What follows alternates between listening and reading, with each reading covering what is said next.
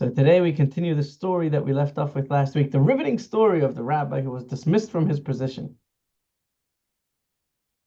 Refresh my memory. This. What's this? Okay.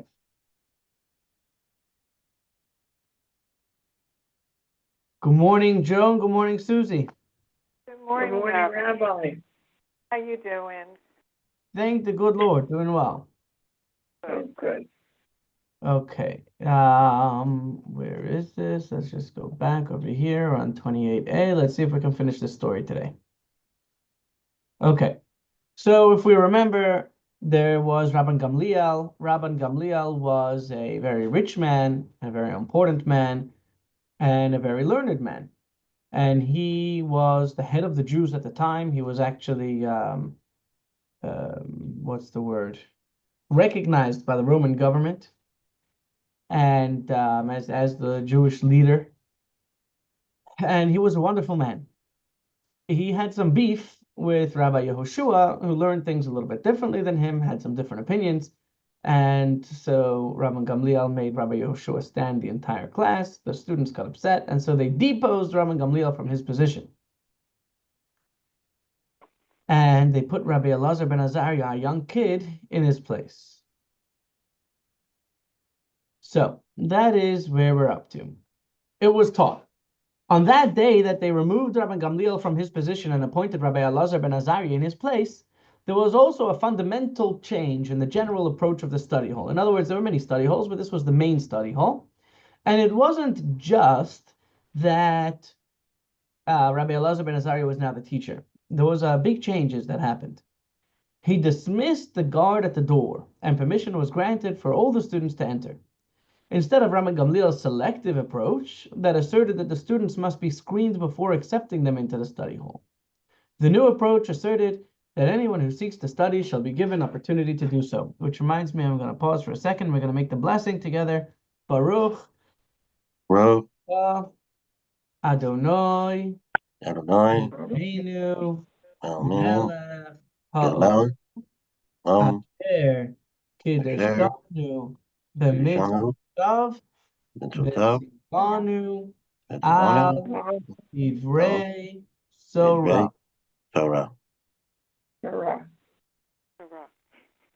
So Rabban Gamliel would proclaim and say, any student whose inside is not like his outside will not enter the study hall. Anyone who is not transparent.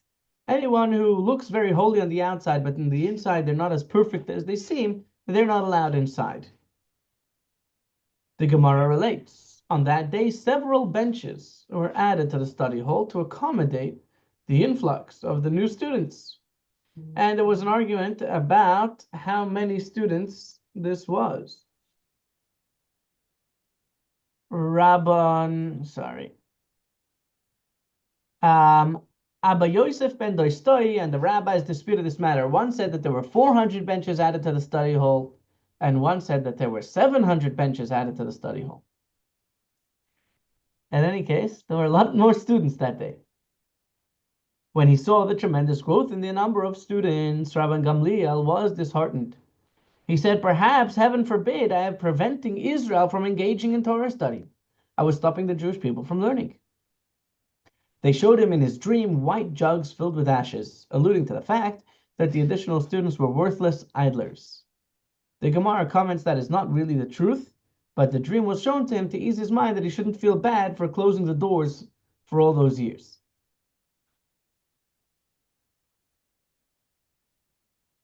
It was taught. There is a tradition that the tractate of Ediot was taught that day. And anywhere in a Mishnah or a Brisa that it says on that day, it is referring to this day when Rabbi Elazar ben Azariah was appointed as the chief, as the head rabbi. There was no halacha whose ruling was pending in the study hall that they did not explain and arrive at a practical halachic conclusion. And even Rabban Gamliel did not avoid the study hall for even one moment.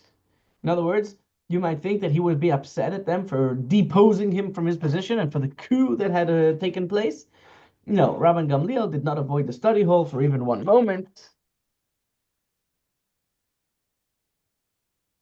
as he held no grudge against those who removed him from the office, and he participated in the halachic discourse in the study hall as one of the sages. What's a proof that he was involved in the conversation? As we learned in a Mishnah, on that day, which day does on that day mean? When Rabbi Kabalia is in charge. When Rabban Gamliel was taken away and Rabbi Elazar ben Azariah was put in charge. Yeah. Right, yeah. But you got the day right. Yeah. The name was off, but the day was right. Correct. Okay. So when it says on that day, so on that day, referring to this day that we're talking about with the big story, Yehuda, who was an Ammonite convert. Does anybody know anything about the nation of Ammon? No. They were not good people. They were not good people at all, and they caused lots of problems for the Jewish people. And we're going to see soon what happened. So he was a convert from the country of Ammon, and he came before the students in the study hall and he said to them, "What is my legal status in terms of entering the congregation of Israel? Can I marry a Jewish woman?"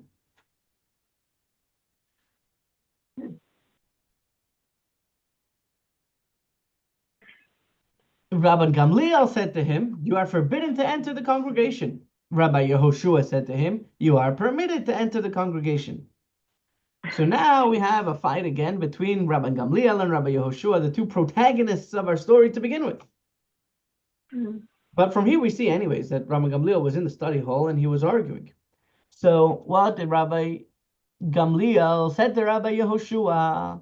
Wasn't it already stated, it says in the Torah, that an Ammonite and a Moabite shall not enter the congregation of the Lord, even to the 10th generation shall none of them enter the congregation of the Lord forever. That we are allowed to accept converts, but not converts from Ammon and Moab. So how can you permit this man to enter the congregation? Rabbi Yehoshua said to Rabbi Gamliel, 1 second, there's a big historical fact that you are not remembering. Do Ammon and Moab reside in their place? Sancheriv already came.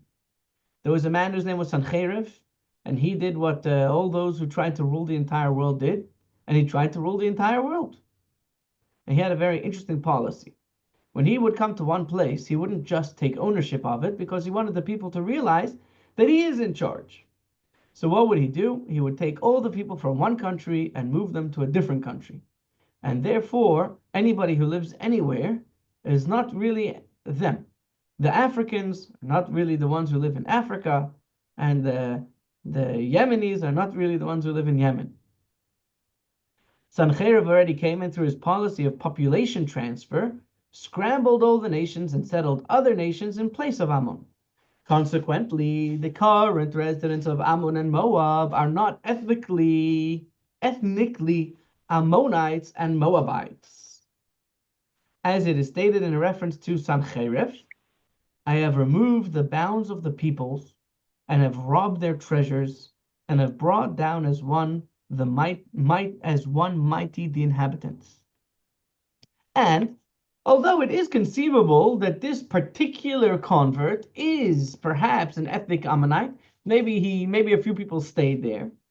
Nevertheless, there is no need for concern due to halachic principle because we have a halachic principle. Anything that parts from a group parts from the majority. And the assumption is that he is from the majority of nations whose members are permitted to enter the congregation.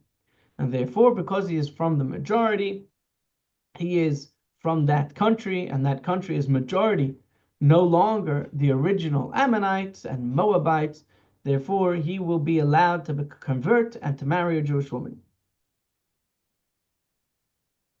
Rabbi Gamliel didn't like that answer. He said back to Rabbi Yehoshua, but didn't it already say in Jeremiah that afterwards I will bring back the captivity of the children of Ammon, says the Lord. And so they have already returned to their land. Therefore, there is room to say that he is an ethnic Ammonite and he may not convert.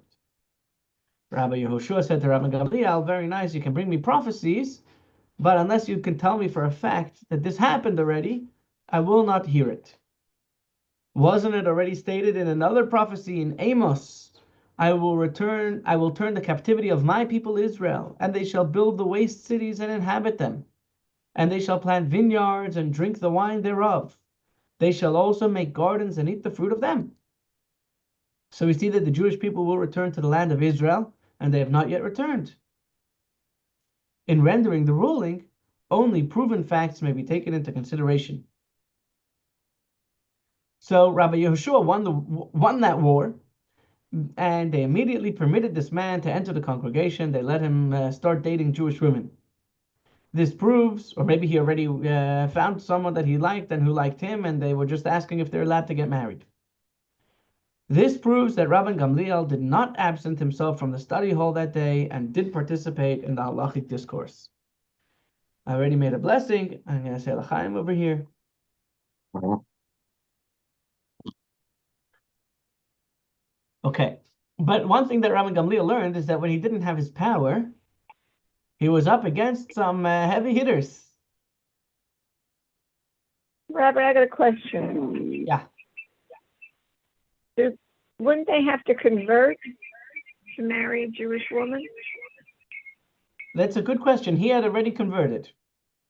Okay. I'm sorry. Yeah, he was an Ammonite convert. Well, if he was an Ammonite, how come they allowed him to convert in the first place? So he's allowed. So when it says that he's not allowed to join the congregation, that means that he's not allowed to marry into the Jewish people. So he would have to marry another convert. Oh, He wouldn't be allowed to marry someone born to Jewish parents. today though in Israel, that's a convert. Like in the ultra Orthodox community, uh, is a convert allowed to marry a Jewish woman who's not a convert? So that's a good question. And the answer is that it all boils down to this exact conversation that we had right over here. There are two nations which are not allowed to, well, three nations that are not allowed to marry Jewish women, even if they convert: the Egyptian, the Moabite, and the Ammonite. The Egyptian, after 3 generations, is allowed to marry a Jewish woman. In other words, converts marry converts, and then after 3 generations, they're allowed to marry into a regular Jewish family. And the Ammonites and the Moabites are never allowed to. However, because of what we just learned, that Ammon is not really Ammon anymore, and Moab is not really Moab anymore, therefore we assume that anyone who is coming from anywhere, even if this guy comes from Egypt, right, and decides to convert, the Egyptians of today are not the Egyptians of 2,000 years ago, because Sancherib moved everyone around, and therefore that no longer applies to us. So even if a person comes from Egypt, they will be allowed to, if they convert, they will be allowed to marry a Jewish woman. Definitely. I mean, the Egyptians of 2,000 years ago were not Arabs. They were some other racial group. The Arabs didn't show up until the 7th century. Right. Right. So the Egyptians, Coptic Christians, are said to be descended from the original ancient Egyptians. Right. So here we're talking about like a race of people, not necessarily the religion that they followed. In any case, when Sancherib came, after that, there's never these rules of places no longer exist, because the people were all mixed up and mixed around. Rabbi, I have a question. Go ahead. Moses did not marry a Jewish I'm woman. hearing you twice, Susie. Mind if I could find it. Rabbi, Moses did not marry a Jewish woman. Moses married a convert. That is correct. What do you mean? She was a convert? Mm-hmm. I didn't know that. I never heard that. Wow, Moses would marry someone who wasn't Jewish? Then what? Then his children aren't Jewish. Then we have a big problem, right? Right. Did she travel around with him for all those days, all those years? We don't hear very much about her. We don't hear a lot about her. That's correct. What Actually, happened I to her? remember reading, Rabbi, I remember reading somewhere that uh, in the early ages, before the Talmud was written, uh, Jews were the father, children of the father.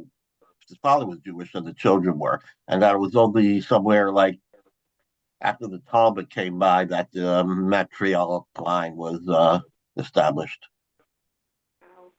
It's a good question, and I don't know enough about the history to give you a definitive answer. What I can say is that the tribal relation does go by the father.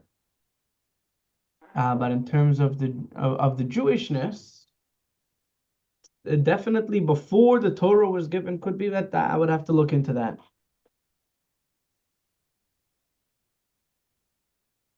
Well, my understanding was after the Torah, but before the Talmud. I'm writing that down as I'm going to look into that. You had to in those days. Good question.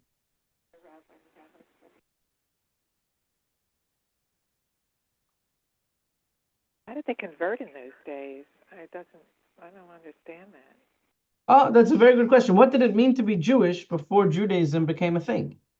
Yeah, to convert, it just doesn't make sense. So, so the answer from my understanding, and again, we can all do more research on this.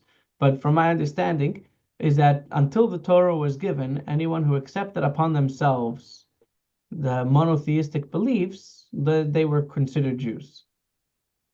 There wasn't a formal conversion process. In fact, all the Jewish people actually underwent a formal conversion process. We learned today's conversion process from what happened by originally, from what happened by the Jewish people. They had to all immerse themselves in a mikvah, and they had to bring a sacrifice, and they had to accept upon themselves to fulfill God's commandments. And well, today we don't have the temple, so anyone who converts will have to bring the sacrifice when the temple is rebuilt when Mashiach comes. But there still is the immersion in the mikvah for men having a bris, circumcision, and accepting upon ourselves to fulfill the Torah.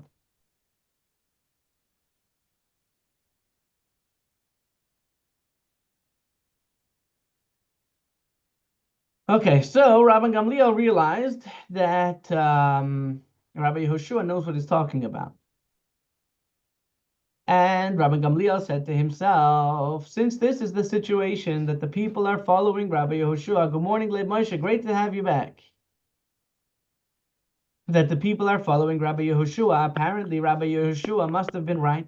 Therefore, it would be appropriate for me to go and appease Rabbi Yehoshua. When he reached Rabbi Yehoshua's house, he saw that the walls of his house were black. Rabban Gamliel said to Rabbi Yehoshua in wonderment, from the walls of your house, it is apparent that you are a blacksmith.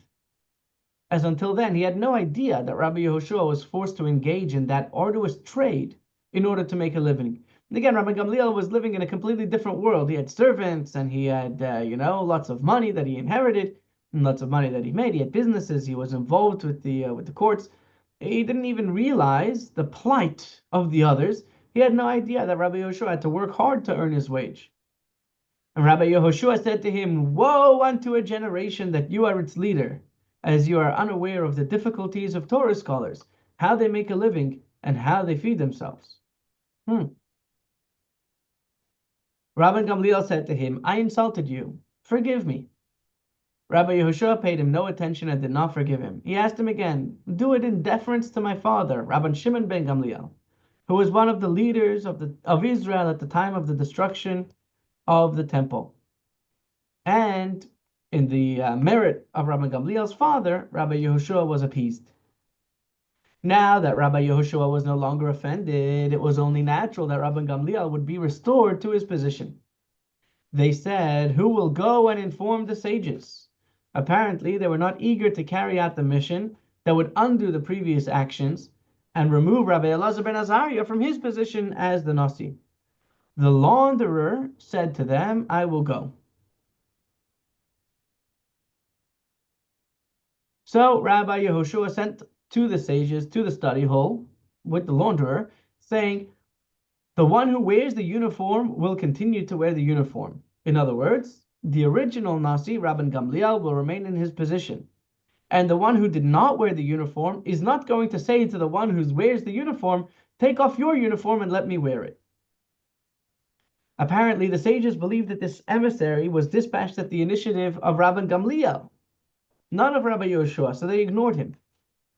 Rabbi Akiva said to the sages, lock the gates so that Rabban Gamliel's servants will not come and disturb the sages.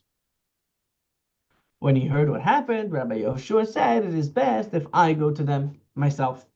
He came and he knocked on the door, and he said to them a little bit differently. He said, one who sprinkles, again, this is a lot of background that's probably going to take too long and take us too far off of course, so I'm going to say it, and when we get to the laws of purity and impurity, of sprinkling of the blood of the ashes, of the red heifer, we'll understand this much better. One who sprinkles pure water on those who are ritually impure. The son of one who sprinkled water shall continue to sprinkle water, and it is not appropriate that he is neither a water sprinkler nor the son of a water sprinkler shall say to the one who sprinkles, the son of one who sprinkles, your water is cave water and not the running water required to purify one who was exposed to ritual impurity imparted by a corpse. And your ashes are burnt ashes and not the ashes of a red heifer. In other words, saying to them, the one who is a teacher, the child of the teacher, he should continue teaching.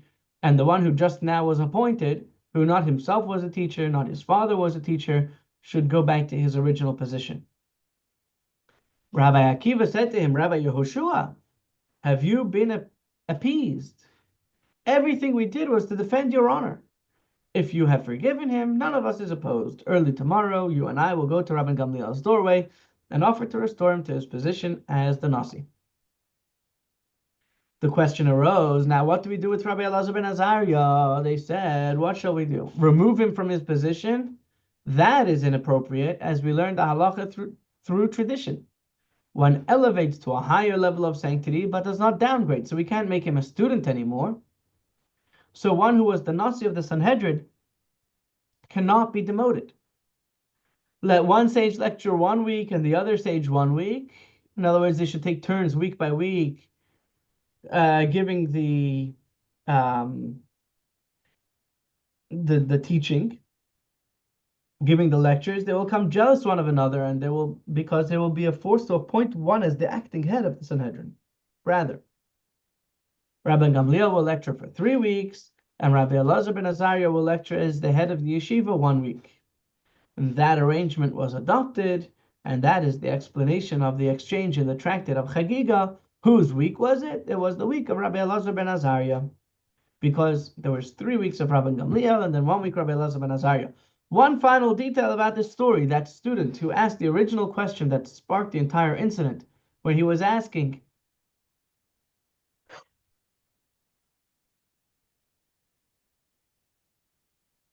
what was the question that we originally started with? He said, About the convert married a Jewish woman. no. That was already on the day. We learned this last week, and my memory is let's go 27b. Let's look this up. Okay. Um,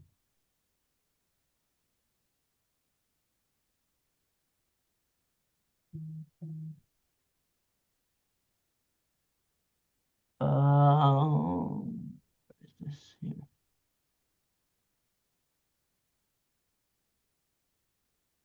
Oh, if the evening prayer is obligatory or if the evening prayer is optional. And Rabban Gamliel said that it's obligatory, and Rabbi Yehoshua said it's optional, and so Rabban Gamliel made him stand the entire rest of the lesson. That was what started the original debate. So the student who asked that question was Rabbi Shimon Bar Yochai, the author of the Zohar. Okay. Back to the time about reciting the additional prayer on Shabbos and festivals and the big new month. We learned in the Mishnah the additional prayer may be recited all day. And Rabbi Yochanan said, nevertheless, one who postpones his prayer excessively is called negligent. You should pray the additional prayer straight after the morning prayer. The rabbis taught in a brisa, if the obligation to recite two prayers, this should be familiar because we learned it already last week. If the obligation to recite two prayers was before him, one is the afternoon prayer and one is the additional prayer. He recites the afternoon prayer first and the additional prayer thereafter, because the afternoon prayer is recited on a frequent basis. Every day we say the afternoon prayer, and the additional prayer is recited on a relatively infrequent basis. Rabbi Yehuda says he recites the additional prayer first and the afternoon prayer thereafter, because the additional prayer is a mitzvah whose time is soon going to elapse, because remember, Rabbi Yehuda says you have only until 1 hour afternoon to finish your additional prayer, as it may be recited only until the 7th hour, and the afternoon prayer is a mitzvah whose time is not going to soon elapse, as one may recite it until the midpoint of the afternoon. Rabbi Yochanan said the halacha is that he recites the afternoon prayer first and the additional prayer thereafter, in accordance with the opinion of the rabbis. The Gemara cites additional sources relating to this issue. When Rabbi Zera would tire of his studies, he would go and sit in the doorway of Rabbi Natan Bartovi's study hall. He said to himself, when the entering and exiting sages will pass, I will rise before them and be rewarded for the mitzvah of honoring Torah scholars. In other words, my head is busted, right? I've a system overload. I need to relax a little bit. So instead of going home and scrolling on Facebook, he would go outside the study hall and he would rise to greet the sages. So that way he will get the mitzvah of honoring the Torah scholars. Rabbi Natan Bartovi himself emerged and came to where Rabbi Zera was seated. Rabbi Zera said to him, who just stated a halacha in the study hall? Rabbi Natan Bartovi said to him, Rabbi Yochanan just said as follows, the halacha is not accordance with the opinion of Rabbi Yehuda, who said that he recites the additional prayer first and the afternoon prayer thereafter. Rather, the halacha is in accordance with the rabbis that you should say first the afternoon prayer and then the additional prayer. Rabbi Zera said to him, did Rabbi Yochanan himself say this halacha? Rabbi Natan said to him, yes. I learned this statement from him 40 times, etching it into my memory. Rabbi Natan said to him, Rabbi Natan said to Rabbi Zera, why do you care if Rabbi Yochanan himself said this halacha? Is this halacha so dear to you because it is singular for you, as it is the only halacha you learned in the name of Rabbi Yochanan? Or is it new to you, as you were previously unaware of this ruling? Rabbi Zera said to him, it is somewhat new to me, as I was uncertain whether this halacha was said in the name of Rabbi Yochanan or in the name of Rabbi Yeshua ben Levi.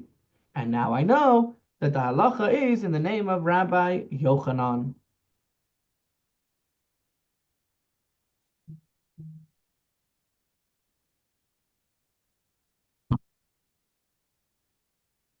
Rabbi Yehoshua ben Levi said, with regard to anyone who recites the additional prayer after 7 hours of the day, according to Rabbi Yehuda. So Rabbi Yehuda says that once 7 hours of the day comes, you're no longer allowed to say the additional prayer. So he says, with regards to anyone who recites the additional prayer after 7 hours of the day, according to Rabbi Yehuda, the verse states, those who are destroyed far from the festivals I shall gather from you, they who carried for you the burden of insult. In other words, it's not a good thing. You shouldn't be praying the afternoon prayer at that point, the additional prayer at that point anymore. From where may be inferred that Nuge is an expression of destruction, as Rav Yosef translated the verse into Aramaic, destruction comes upon the enemies of the house of Israel, a euphemism for Israel itself, for they have delayed the times of the festivals in Jerusalem. This proves that Nuge means destruction, and that destruction comes upon those who fail to fulfill a mitzvah at its appointed time. Heavy words here, huh? Similarly, Rabbi Elazar said regarding anyone who recites the morning prayer after 4 hours of the day, according to Rabbi Yehuda, the verse states, "Those who are in sorrow, far from the festivals, I shall gather you, they who carry the burden of insult." And where it says an alternative translation of the verse, from where may be inferred that Nuge is an expression of sorrow, as it is written, "My soul drips in sorrow." Or Rav Nachman Bar Yitzchak said the proof that Nuge indicates suffering is from here, from Lamentations, her virgins are sorrowed, and she is embittered. So make sure you say your prayers at the right time. After mentioning until when the additional prayer may be recited, the Gemara relates a story. Rabbi Avya was ill and did not come to Rabbi Yosef's Shabbos lecture. On Sunday, when Rabbi Avya came, Abaye sought to placate Rabbi Yosef. Now, Rabbi Avya apparently was one of the star students of Rabbi Yosef. Abaye knew that his friend had been sick, but didn't want that the teacher should be upset. So, through a series of questions and answers, he sought to make it clear to the teacher that Rabbi Avya's failure to attend the lecture was not a display of contempt for the teacher of Yosef. To this end, he asked him, "Why did the master not attend the Shabbos lecture?" Rabbi Avya said to him, "Because my heart was faint and I was unable to attend. I wasn't feeling good." Abaye said to him, "Why didn't you eat something and come?" Rabbi Avya said to him, "Does the master not hold in accordance with that statement of Rav Huna? As Rav Huna said, a person may not taste anything before he recites the additional prayer." Abaye said to him, "My master, you should have recited the additional prayer individually, eaten something, and then come to the lecture." Rabbi Avya said to him, "Does my master not hold in accordance with that statement of Rabbi Yochanan? A person may not recite his individual prayer prior to the communal prayer." Abaye said to him, "No, you misunderstood. Was it not stated regarding this halacha, Rabbi Abba said they taught this only in a communal setting?" In other words, only one who is part of a congregation is prohibited from praying ahead prior to the prayer of the congregation. But if you're at home, you can pray even before the time that the congregation will be praying. Even though Rabbi Avya was incorrect, the reason for his failure to attend the lecture was clarified through this discussion. And the Gemara summarizes. The halacha is neither in accordance with the statement of Rav Huna, nor in accordance with the statement of Rabbi Yeshua ben Levi. The Gemara explains. It is not in accordance with the statement of Rav Huna, as we said above with regard to the prohibition to eat prior to the additional prayer. And it is not in accordance with the statement of Rabbi Yeshua ben Levi, as Rabbi Yeshua ben Levi said, once the time to recite the afternoon prayer has arrived, a person may not taste anything before he recites the afternoon prayer.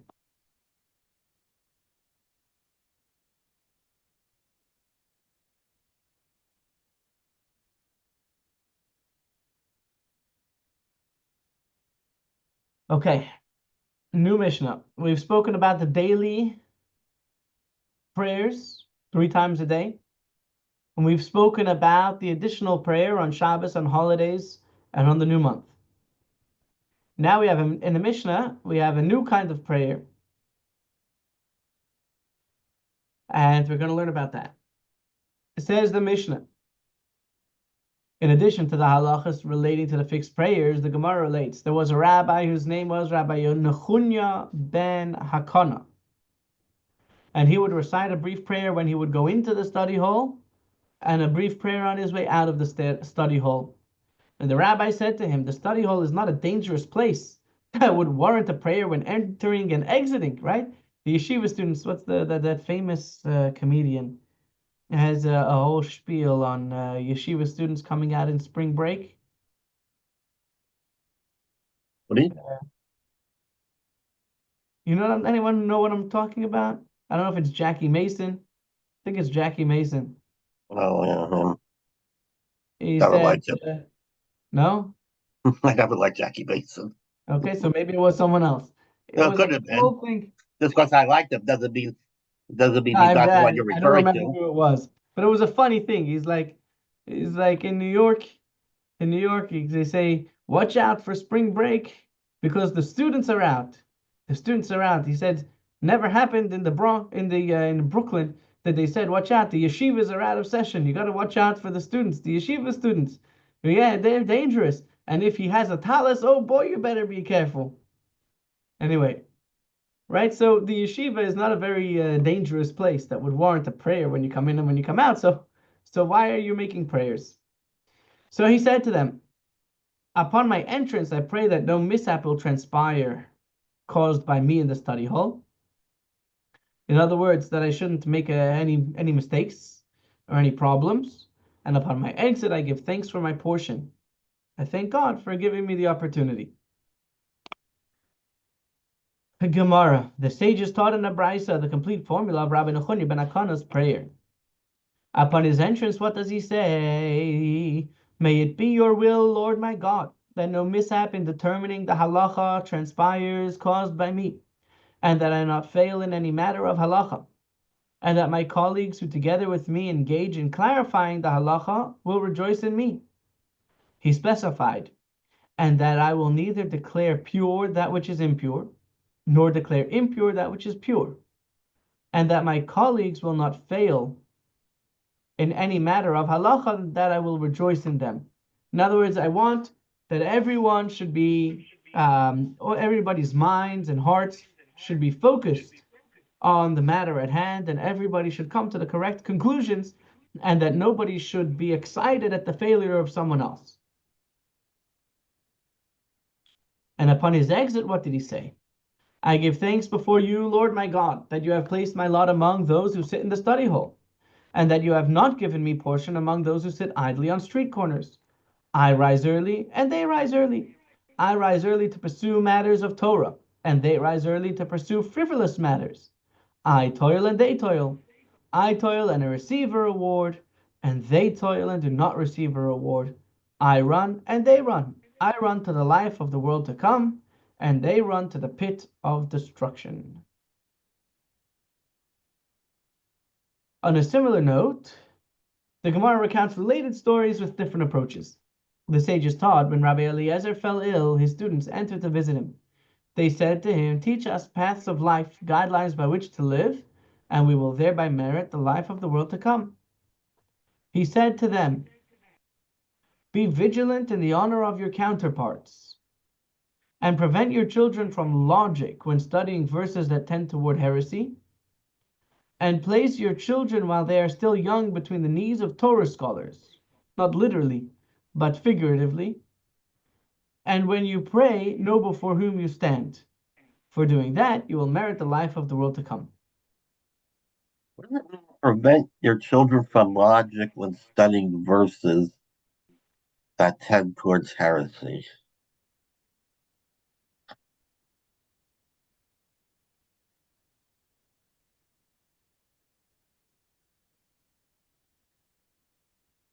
What's your question?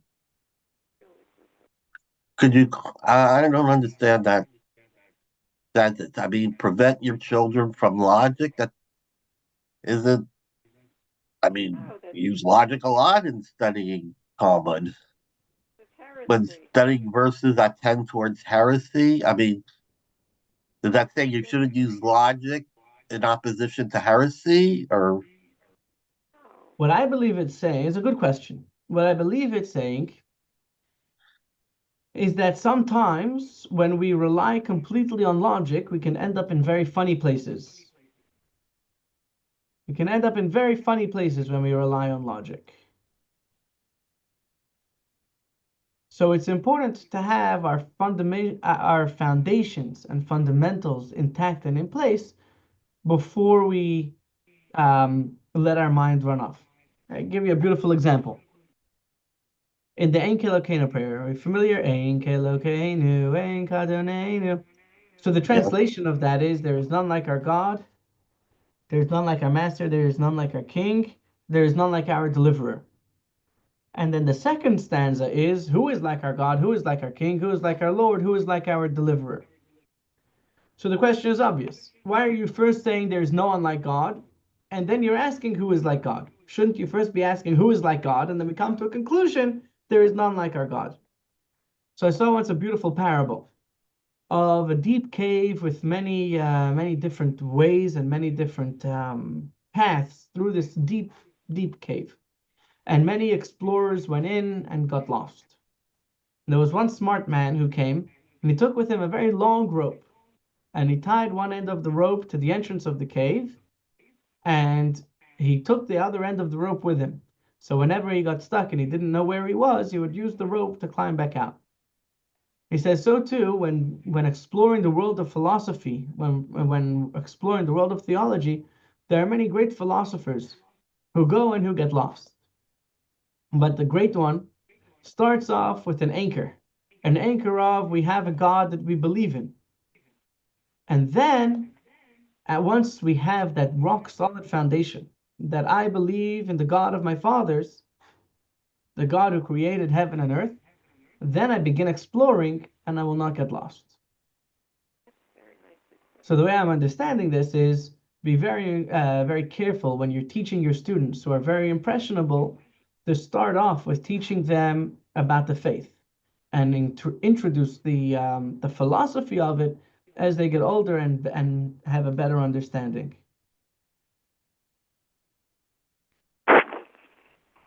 Okay, thank you. Does that answer your question? Yes. That was beautifully put, Rabbi. Sorry? I thought that was beautifully put, your example. Thank you. I didn't come up with it myself. I did have the question, though. The question I can take credit for. I was wondering to myself one day, I'm looking at the siddur, and I said, why are we saying first there's none like our God, and then who is like our God? So one of my teachers showed me a book of explanations on the siddur, and I found this inside there. I thought it was so beautiful. I've kept it with me for many years. Oh, good memory.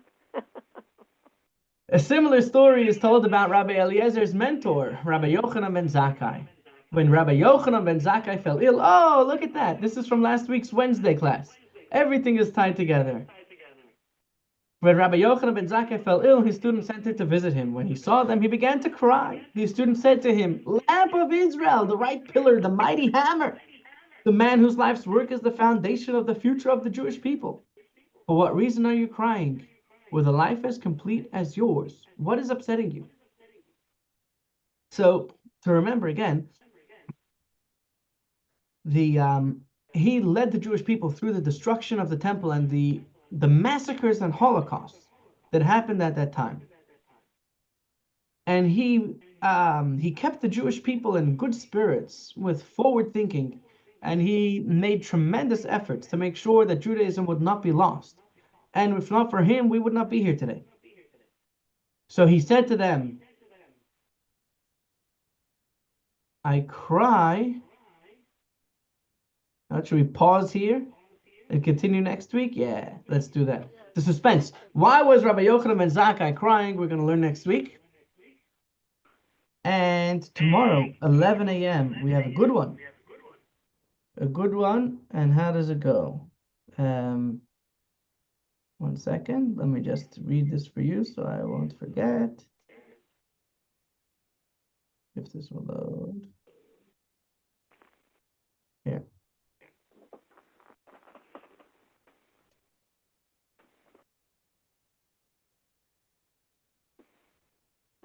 The gift of wealth, a blessing or a trap? Do we control our wealth or does it control us?